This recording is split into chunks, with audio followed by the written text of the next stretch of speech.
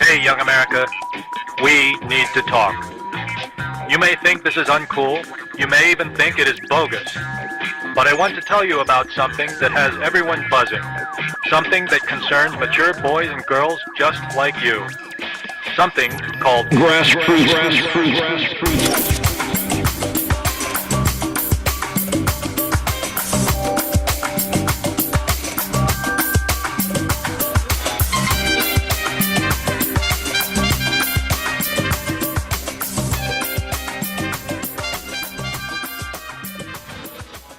Hey everyone, this is Erin Ashley Simon. And this is Brandon Killabh Hall. And welcome to another episode of Grassroot Podcast. We are very excited. This is like, what, episode 6, 7, 8? It's one of those episodes, but you know what? We love what we're doing, and we love that you guys love what we're doing. And you know what else we love? Our special guest who's on today.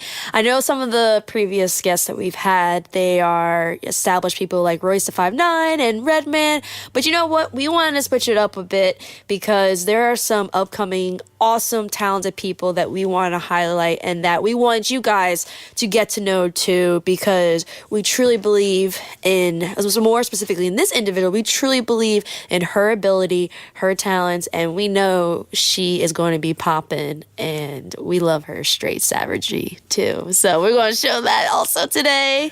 Our special guest, would you like to introduce yourself today? Hi, my name is Liana Banks. What's up? How are you guys? Doesn't she just sound great? She just sounds like an artist. I wish my voice was like that. Hello, this is Liana Banks. I wish I had that tone, man. That's probably why I'm not successful in music the way I should be.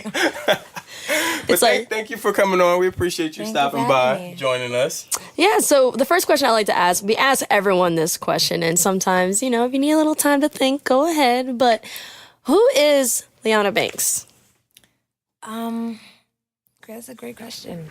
I think that I am just a woman who is living in her truth, like plain and simple. I'm just like embracing my hardships, my struggles, my triumphs, everything, and just like living in the moment and sharing that message with the world. Okay. That sounds pretty good. I mean, that's kind of clear cut. But I mean, I feel like your music does more than that. I've followed you since Insubordinate, and that's one of your least standout projects, in my opinion, right now. It's a classic. I mean, it's one of the rare bodies of work I can listen to full on. I don't have to skip anything. I don't have to critique. I just can put it on and just ride to till this day. And a lot of your music, it kind of starts to stimulate those emotions that you tap into, you know, the family issues, you wanting to be your own person and having your own idea and trying to create your own brand. And then you have all these outside entities saying, hey, Liana, you shouldn't do this, or you should dress this way, or hey, Liana, just wait your turn. Your time is coming. And then you just say, fuck it. Nope, I'm putting out whatever I want, when I want, and I'm being me. So, you know, walk us through that process. Like, how does that normally happen for you?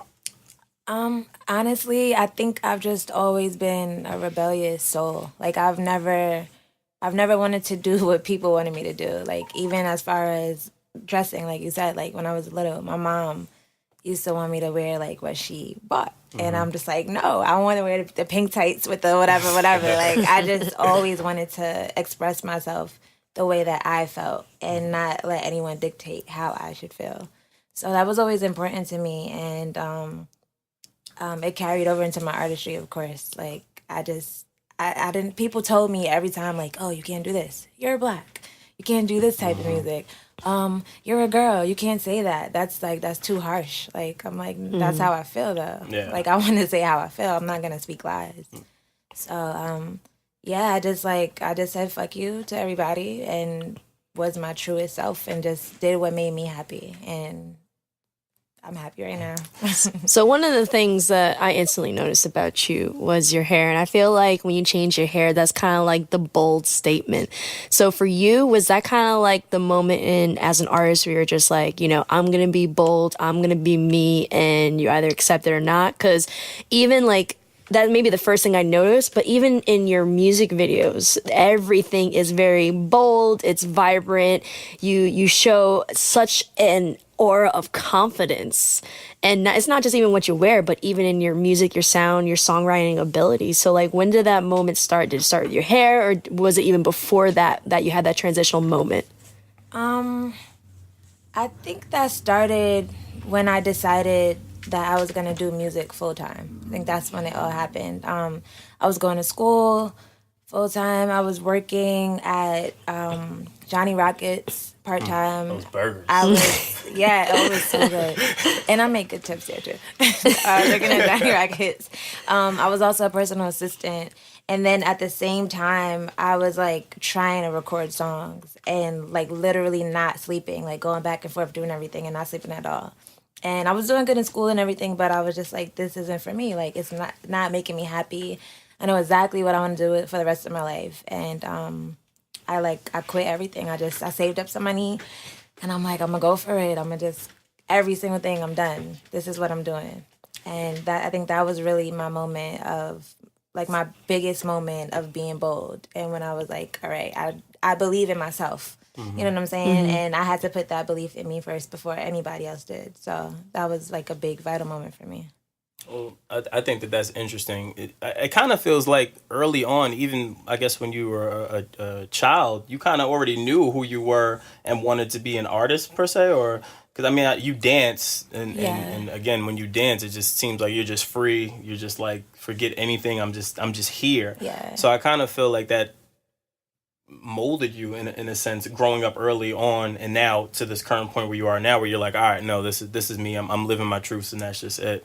So I mean, with the going back to Insubordinate, the first record that I mentioned to you was Worth It. I thought that was one of the more honest records I had heard that most artists or entertainers don't ever really express. Not in that light. You know what I mean? Like where they talk about hey, my mom doesn't want me to do this. Liana, you have these dreams, but come on, what is that gonna do? Like where you're really standing up to the person that you look up to and admire, and then just say, nah, ma, I got it. I'm good. I think I got this one. You've gotten me here to this point. Let me do this. How has that relationship happened? Does your mom look at it like, yeah, Liana, you were right. My bad. She does. She came to my first, like, she's never really seen me live in action with my own music. She's only seen me like in church or like at a talent show and I'm singing somebody else's song. So for her to see like everything, like my choreography, my cues, my lyricism, everything like in one, and then see a crowd singing back to it, she kind of was like taken away. She was like, oh my God, I didn't know. She didn't know who she was dealing with, goddammit. I was like, I tried to tell you, like, yeah, so that was interesting. It was really hard to deal with because I believed in what I wanted to do so much, but like she would hand me a Kmart application, and I'm like, yeah, like I was not like, even like Walmart, like Stop and Shop. I was so hurt. I was like, really? And then at the time, like I was making a living. I've been making a living off music since I quit school. I've been writing independently for artists and charging to write since then. So that's how I've made my living, and I was making a living. So for her to come at me like, oh, you should get this because it's going to be a substantial income and you'll know when you whatever. I was like, but I make more than that if I sell one record and I can write a record in like 30 minutes. Like, why would I do that? And yeah, it's pretty cool for her to see my songs now. And even like the other day she went to get her hair done and she played my music for like the hairdresser. She's like, oh my God, I'm gonna give you a discount, and can you let her know that I'm willing to do her hair, whatever. So it was just like cool to see everything coming around 360. Dang, you're a hairstylist now. I'm gonna play your music and be like, we're gonna go to like freaking a pizza place and be like, we'll get free pies. Okay. Word. I'm just playing mad when I get tickets. I'm like, hey, look, can you just take care of this ticket while I play these records? I don't know if it'll have the same effect, but I'm gonna try. So the difference between, success and just being very content with where you are is overcoming your fear. And every person who's gone to the next level, whether it's in their career, their lives, or anything, had to overcome something that they feared. What did you fear the most when you made that transitional move into being an artist full time? Honestly, I never feared that people wouldn't like it. I kind of just like was a little cocky with that. I was like, people are gonna love my shit. But what I did fear was, I guess,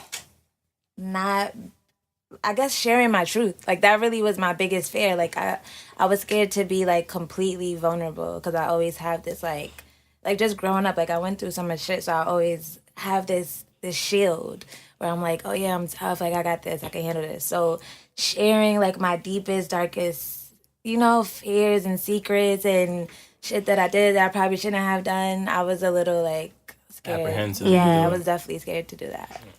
I get that. I mean, so moving forward, when you write these records, do you feel more comfortable to do so now? Because now it's like, all right, you're reaching commercial success. You're now starting to come into your own from an artist perspective as well as from a writing perspective. Do you now just walk into a studio and just feel like, look, I'm gonna pen this game real quick, and then after that, they're just gonna accept it, and it's just Pen gonna game be what's strong. gonna be.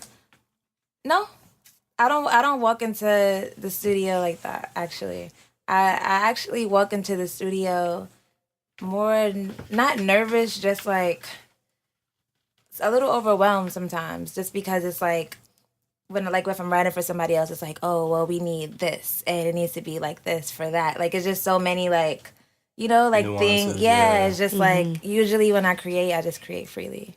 And it's like, it just comes out. Or I'm talking to you and we have a conversation and we come out with something. But now that it's been so like meticulous and everybody's like, this is what we need with that and that, it's a little overwhelming. But thank God, like I've been able to like really deliver.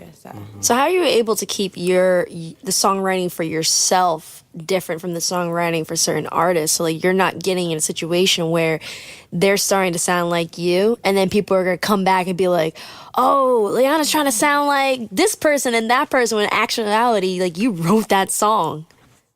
Honestly, a lot of the time it doesn't happen. Like they do end up sounding like me most of the time. But subject wise, I separate it by, when I write for me, I'm like completely brutally honest. Like I'll talk about cunnilingus. I'll talk about, like whatever, and just be like harsh about it.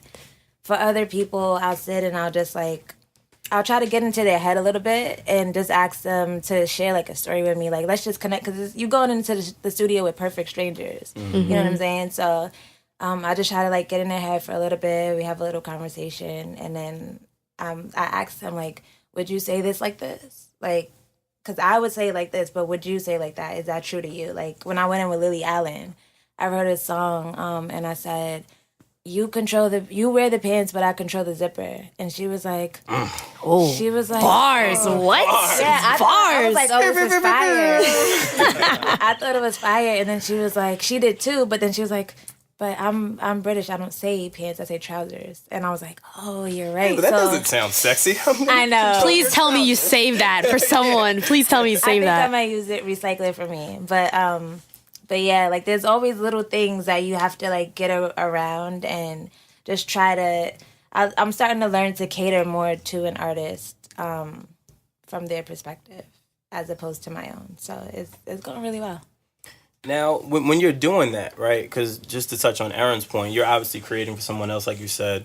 Is there times where you go into the studio and you have this vision and then, you're dealing with a kind of like a male-populated business where they kind of say, oh, no, you sit there and just take the direction. We got this. Mind you, they've hired you to do this and they trust in your game. That's why you're there. Yeah. But do you ever reach those obstacles where they put it like, nah, look, we'll tell you what to do, and you have to kind of fight these battles and say, look, I'm nice. My pen is nice. Just let me do me, and then we'll all be successful and be happy. I think me personally, I'm a person that, like, when I come into the room, I'm real quiet usually. I like to observe and just speculate the situation, see who's in charge, who's just weigh everything out. And at first, people don't usually know like why I'm there. Like when I wrote for PnB, I was there. Atlantic called me in. So he didn't even know they called me in. So there was like a bunch of groupies and shit there. So I guess he assumed I was one of them. Oh, that's the worst. So I'm like, I'm sitting there and I'm like, I'm bopping my head real hard and I'm like in my phone writing. And so he comes over there. He was like, are you writing? Like, you here to write? And he was like, your head is nodding mad hard. I was like, yeah. I was like, I'm here, I'm writing. I was like, oh, you want to hear what I wrote so far? And I was singing. He was like, yo, that's fire. So it's always interesting with like a room full of men, but I usually hold my own really well. Like I think it's just about like setting the tone. Like the way you set the tone really really like steers the rest of the session. Like if you come in there all, you can't be too flirtatious too. I learned that very early. Like not even like if I'm just trying to flirt with you, but just like friendly. Friendly. Like you just can't be like overtly friendly. Sometimes they take it the wrong way. Like, you know, so I've kind of like learned how to like just be chill about it, and then I get in the booth and I lay something and like, oh, that's fire, and then it goes really well from there.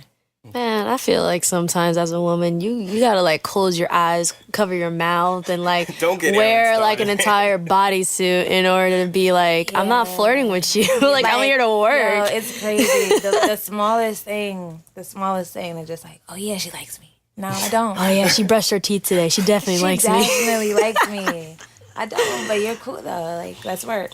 Let's get this money. So how do you maneuver through this industry? Like you're dealing with labels as a songwriter, but then also you're an artist, and it's like, do you ever get to a point where you're not?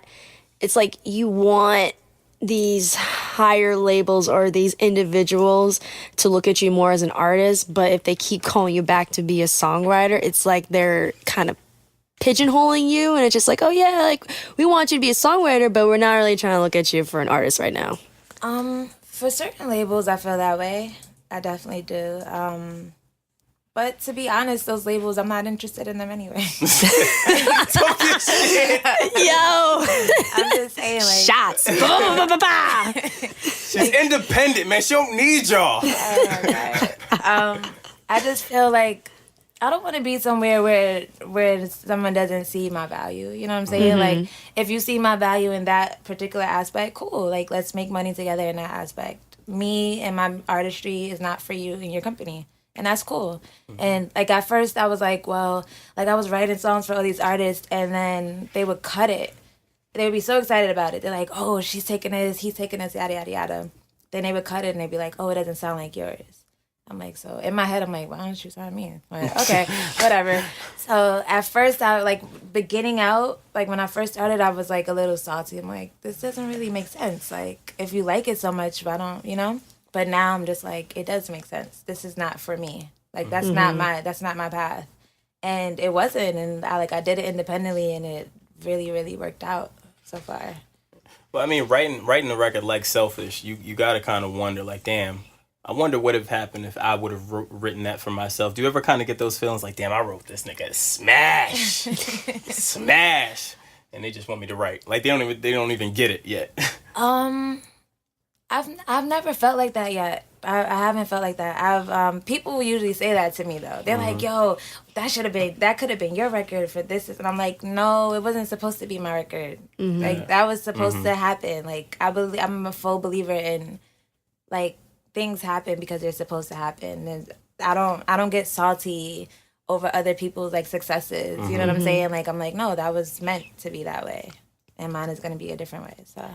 And I mean, you've been doing amazing as an artist, like just to see the progression, and like literally every time I'm on social media, your name's on Fader and this website and that website, and you're getting, people are talking about you here, and I'm just like, dang, like Liana is getting up there, and it's been amazing just to see kind of like that rise. And you're also, even though you're confident about it, you're still humble about it too. Like even in this conversation, like you have your very bold statements, but you're also very humble about it.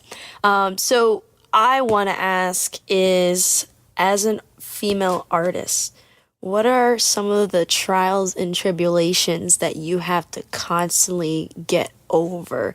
Because this is a male-dominated industry. Yeah. For the record, I support women. I'm for women. Just want to put that out there. I feel like it's an ever-going battle. Like, honestly, I don't think it's ever going to stop. It's weird. It's weird. It's like there's like two sides that they want you to be. Like there's like the extremely sexy, like overtly sexy, and then there's the like I'm a boy. You know what I'm saying? Yeah. And they kind of like no, literally, and they kind of don't let you just be a woman. Like I want to dress how I want to feel today. Yeah. Like this is how I feel. I feel like Aaliyah today. I want to wear baggy clothes. Okay, today I'm on my Grace Jones shit. Like chill out. Like I can dress how I want. You know what I'm saying? Like it's fashion. Like let me express myself. And I think I've had problems with that. So far, like it's like people are like, oh, people are gonna get confused if you do this, or you know what I'm saying? Like that happens sometimes. Like I'll go into, you know, anything where someone's dressing me, and I'm just like, well, it don't matter. Like you know, like it's about the music. It's like I just want it to be about the music. Let's touch people with the music, and who cares if someone's like turned on by a sexy outfit or somebody's turned off by a boy. You know what I'm saying? Like, who cares? Like, for me, that's been annoying. Yeah. I feel like at the end of the day, like, sexiness is about confidence. It's about on the inside. Because it's like, from inside. yeah, because like you can wear whatever. Like me, like there are times where I'm like this. I mean, most of the time I'm like this, but because I'm trying to. Times you're like this. Well, no, but like it goes back to what Liana said. Like most of the time I'm like this because I work in the music industry. I'm around dudes all the time, and I'm not trying to have them have the wrong, you know, feelings about me or representation. So I purposely dress like this. Right. Like you saw me, I could switch it up in a second. Yeah. Like I can. Like don't get it twisted. Like she's clapping her hands. That's when you know a girl is serious when they start clapping it. Listen, let me tell you, I got this. That's what girls do. But go ahead, back. But no, like I do feel her pain because like I may not be an artist, but it's the same in media, and it's just like it's like if you're too sexy, you're trying to. Yeah. So no, I'm confident in my skin right now. Like let me live in that. Yeah, and it's like if you're dressing down, oh, that's a problem. If you're dressing too sexy, oh, that's a problem. If you're in the middle, that's a problem. It's like, oh my God, can you pick? It's so much, but I feel like it's a lot easier for dudes. Like you literally could throw on whatever and you're good. Nobody's gonna bother you. Like Easy. you're good. You know how hard it is to coordinate your kicks with your sneak? With your What? Boy, bye. Boy, bye. Underplay a guy dressing, man. Stop. A line is very important. Let a guy try to talk to you with a bad hairline. You will kill him for days in the group chat on a song. Have you seen some rappers out these days? I'm Their just about to say hair, like let's be honest. You can come out the house however. The tattoos on the face. It's all good. It's all good. You got, come on. All right. So probably just like image mostly. Like just maintaining something and just being like told that you have to do this is that. It's like I don't like boundaries and restrictions. I'm not good with that. Yeah. Well, how does that work from a relationship aspect? You seem like one of those women that's just like, look, I'm doing this at this time. You either like it, you roll with it, or get off the train. So I mean, you're one of the women that I actually admire the way you carry yourself, because you remind me of Erin as well, where you guys kind of walk this certain line of, look, this is me. I'm gonna hold my truths, and I got a job to do, and I have a mission in life, and whatever I'm doing, it's important to me. So you can pump your brakes and just chill for a minute, or you can just support me. So I mean, how does that affect you, moving at this point? It's a lot. It's hard to find dudes too who like understand that. It's really hard for some, like I noticed that a lot of guys are like, oh, I want a girl who has this and it's going for her and can do this. But then, like, I realize that once they have it, they completely don't know what to do. It's just, like, too much power for them. It's, like, a huge ego battle. And it shouldn't be. Like, why can't you be with another powerful person? I feel like two powerful people should get together and just double that shit up. Like, you know what I'm saying? Like, support each other and then encourage the world outside of you. You know what I'm saying? But there's weak people out here. It be like that. It's the truth. As if they don't see Jay-Z and Beyonce and what they're doing. Like, that blows my mind. Like we have a perfect example. Like, it's right there. Yeah. Come on, let's go. But where's Jay at?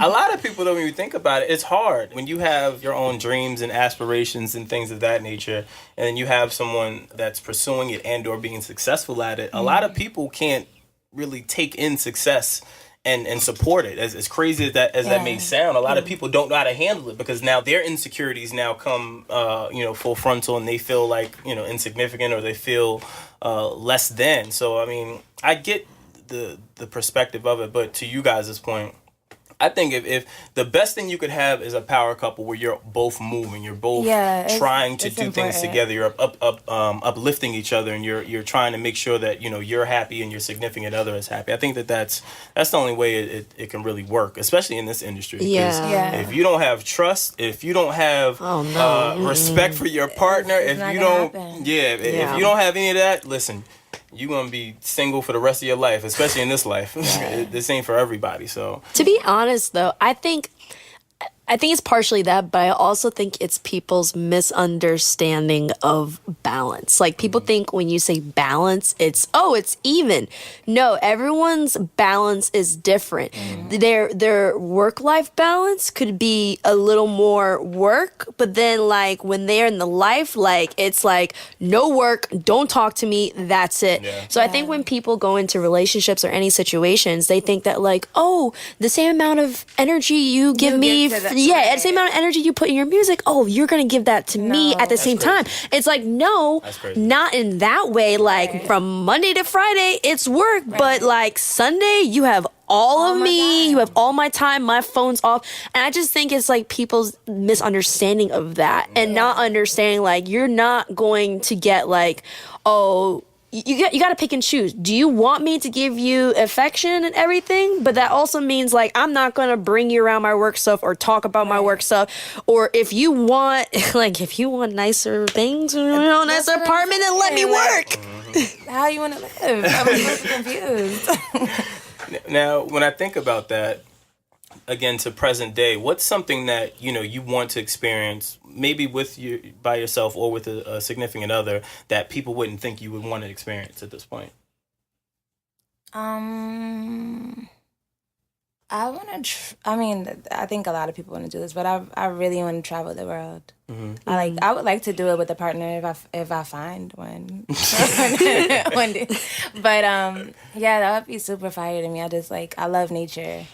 And I didn't know. And I'm a huge foodie, so like I want to go and just eat food all around the world. So you'd be on that nature. Look, Erin too. You'd be on like that nature show, like eating snails and like. Oh weird... no!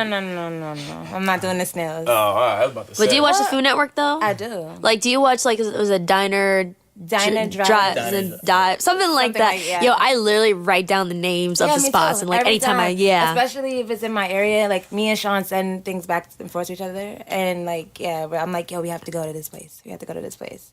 So it's gonna happen too very soon.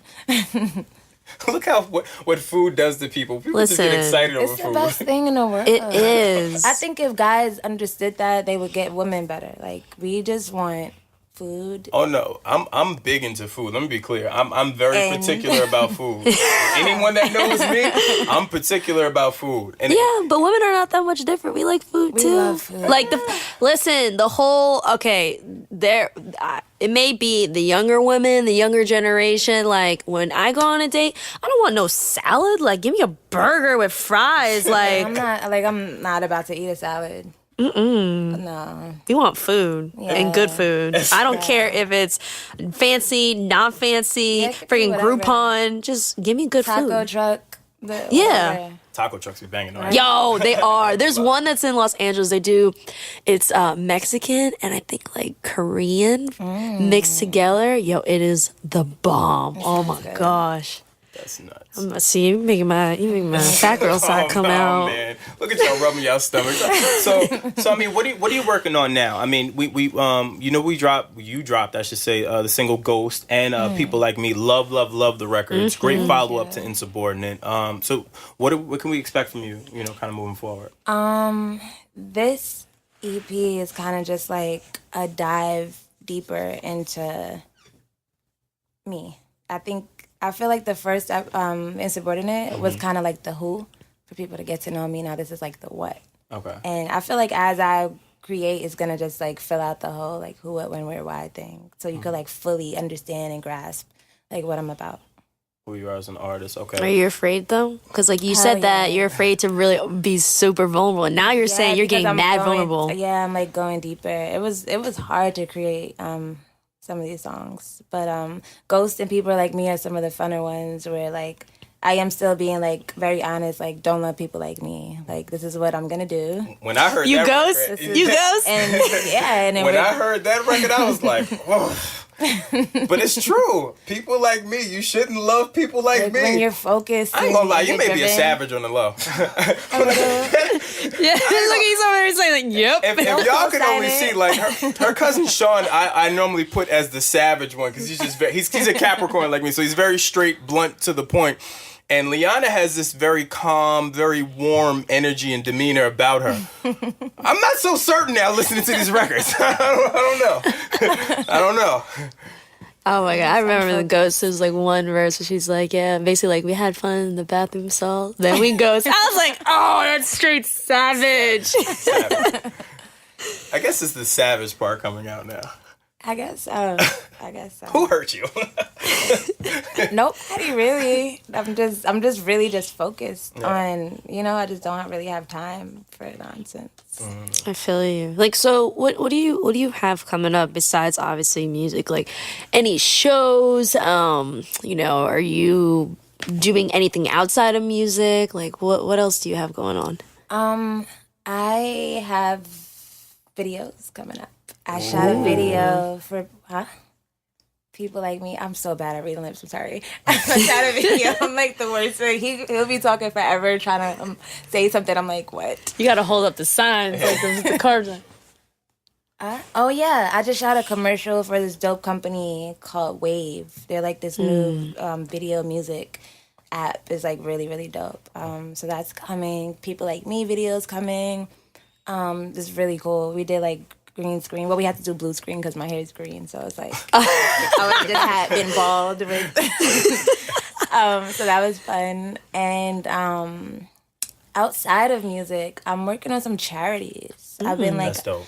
yeah, I've had these ideas in my mind for like a long time, and I'm just like, well, now I'm starting to have like a little bit more of a platform where I can influence and really like make an impact on the things I want to make an impact on. So yeah, I'm gonna start doing that.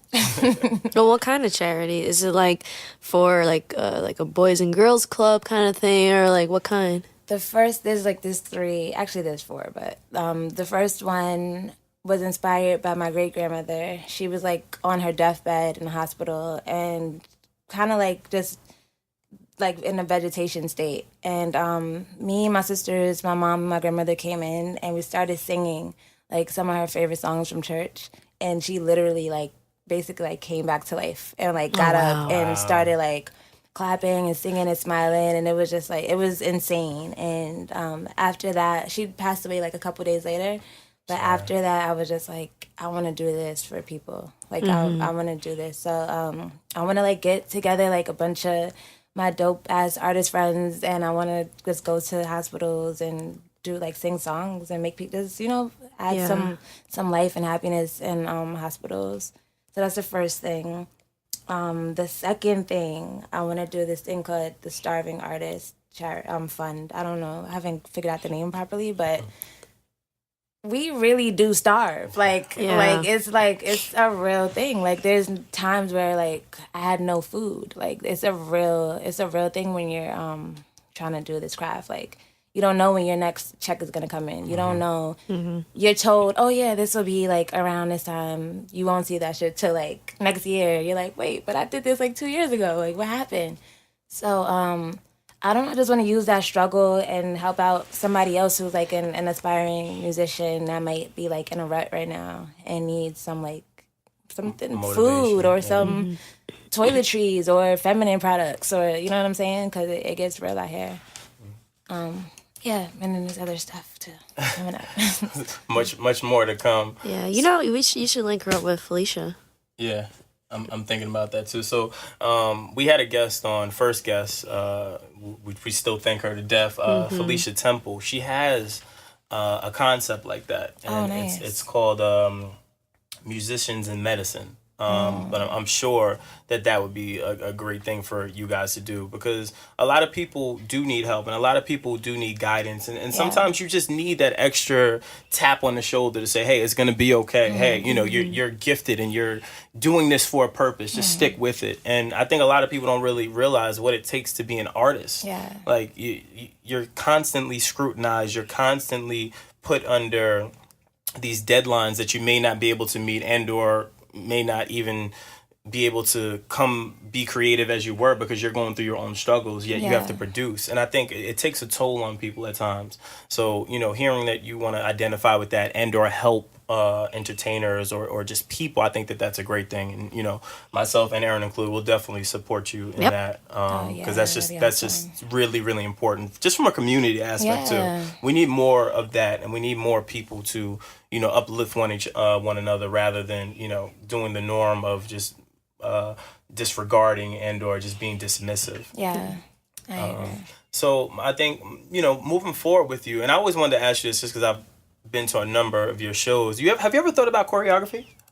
I used to choreograph. Well, not like professionally choreograph, but like growing up, I used to choreograph a lot of things for like I was the captain of my cheerleading team, so like I choreographed all of our dances, and even like I've choreographed all of my live shows since I started doing live shows. So yeah, that would be cool. That would be really dope. You're just for whatever. I don't know. Just heal. I don't know. It'll be weird. Like my whole process is so strange. I sit in the dark and I have these lights. I call them my happy lights. And they just blink all over the place. And I put those lights on and I close my eyes and I listen to my songs with my eyes closed the whole time and just draw shapes. And then after I see the shapes, then I make my movement based on the shapes that I drew. And yeah, so that would be kind of a lot to do for so many different people. Oh, you're a sorcerer. So yeah, but yeah, I have a weird process with that. So what's your process for making your own music then? Like, if you're drawing shapes, are you like drawing numbers or something? Like hieroglyphics. That's another weird thing. Like, it could either be the conventional way in the studio, regular, but growing up, I used to go and climb a school across the street from my house and sit on the roof and just write. I just liked being up high. Then for a little while, I had a phase where I wanted to sit in the bathtub. So, but like not with water. Like I would put the pillows from the living room in the bathtub and have like candles in the room, and I would just sit there and just write. And it was comfortable for me. I don't know. All right, guys. This is the time in the podcast where I let you know Liana's moved up on my serial killer list. Just put it out there. Oh yeah, he has this list. Every time we interview someone and they say something, we're just like, what? Yeah. We're like, where are they on that list though? You're a little Dexter-ish. Wait, who's up there? Who's number one so far? I don't know, man. That'd be a horrible serial killer. I'd be a great detective though. But have you ever seen Dexter? Dexter is a serial killer who hunts serial killers. I'd be a good Dexter. Drawing shapes and stuff. Oh, man. Yeah. Leaving letters with shapes. Figure that out.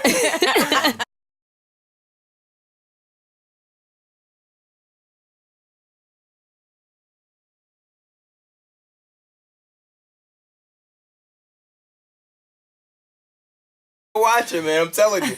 She's nice, very calm, but number one, we've already figured out that she sleeps with pillows in the tub. Oh my God. I didn't say I draws shapes. She draws shapes with tub. with these funny lights. Well, in my story, that's where it's going to be. And then and we also have figured out that your pen game is crazy and you're a savage. So we just have to watch out for you, I guess. Yeah, a little bit. This is kind of like a random question, but like you have such a unique way of thinking and also processing. So I want to ask you this question. It's really kind of random, but I think it will kind of shed light on your creative process and your thinking and everything. But if you could have a superpower, what would it be?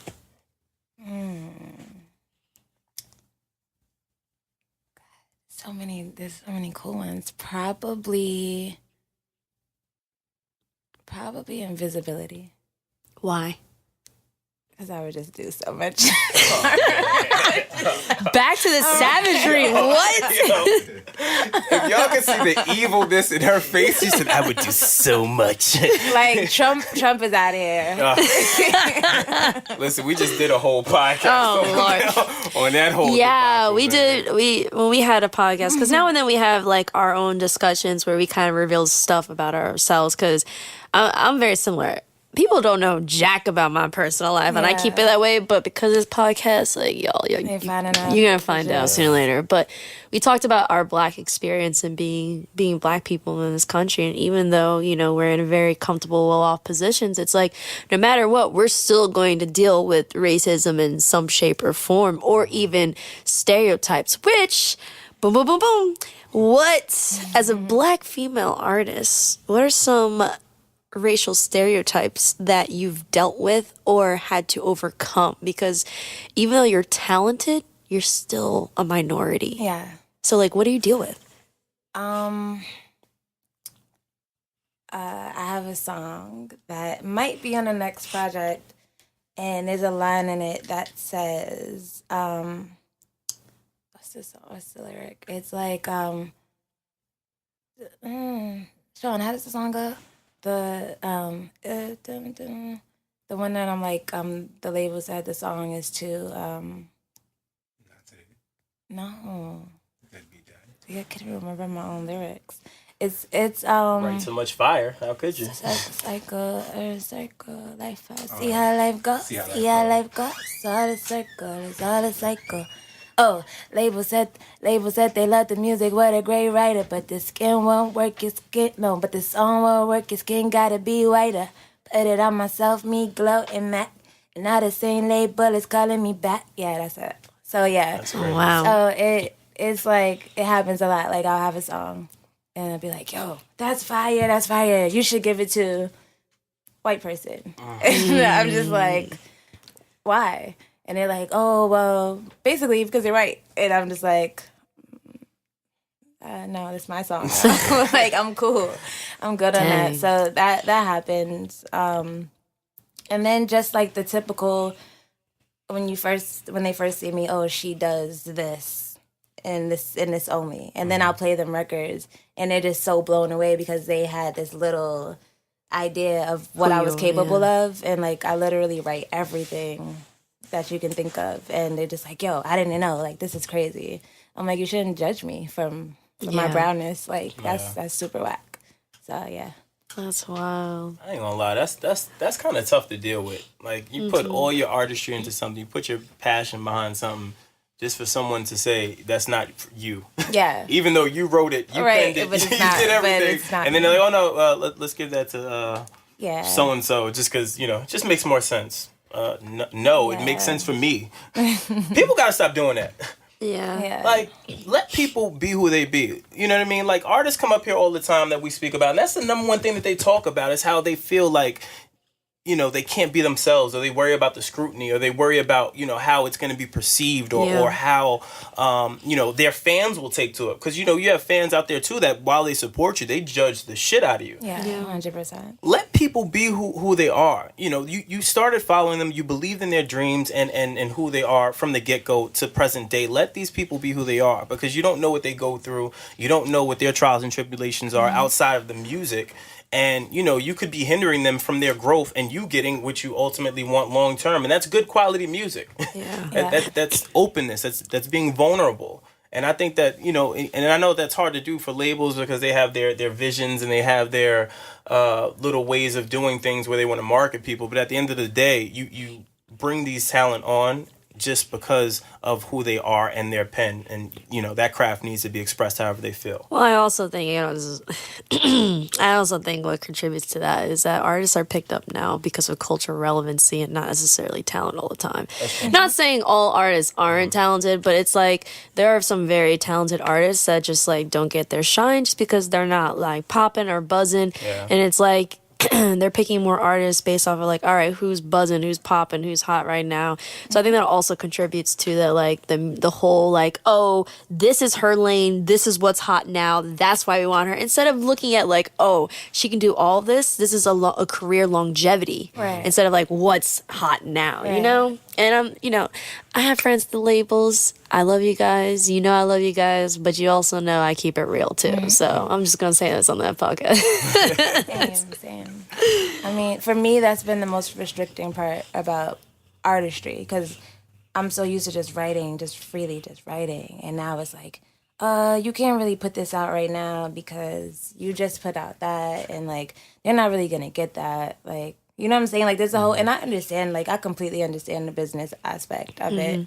And, I adhere to it where I see fit, but it's just so stifling. Like, it's, and then you grow as a person so quickly. So it's like you're continuously growing, and it's like you have to kind of like curb that a little bit. Yeah, you have to like dim yourself down a little bit now is that partly the reason why you're independent? Because I'm sure with your talent, you've written for God knows how many people. Is that partly the reason why you've kind of chosen not to take certain deals, because you really want to be free to do what you want and be your own person? Yeah, 100%. I think some people they had their idea of who I was, and I was like, oh, that's totally not me. Like, you're way off. So, I couldn't sell myself out and do something that would make me unhappy. But yeah, like, if I ever find people who do get my shit and like really understand and are excited, I'm not opposed. Okay.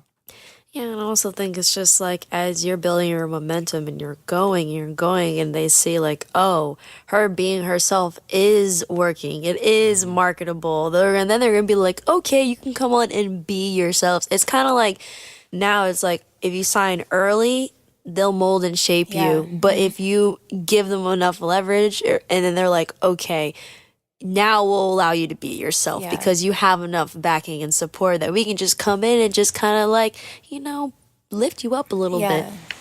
I think you have to solidify, nowadays, you have to solidify who you are before you go into situations. Because like you said, like, they will tell you who you are. And that's never fun. So, yeah. So, I think this will get people who are listening. I'm sure there's going to be some people who are upcoming artists that are, a little bit behind you, who may not know how to go about things, because obviously you know about business and you know about music business. So you guys are moving and shaking and doing what you need to do. But for someone who you're kind of in like the middle area where it's like, you're not like an newly upcoming artist, but you're just not trending upwards. Like, you're not like up there with some of the other people. You're kind of like where a lot of the artists are, before they have their big break. So how as an artist, for any new artist listening to this podcast, like, how as an artist what's one advice that you would give in order to get your stuff together so you can be taken seriously about your artistry to get to the next level?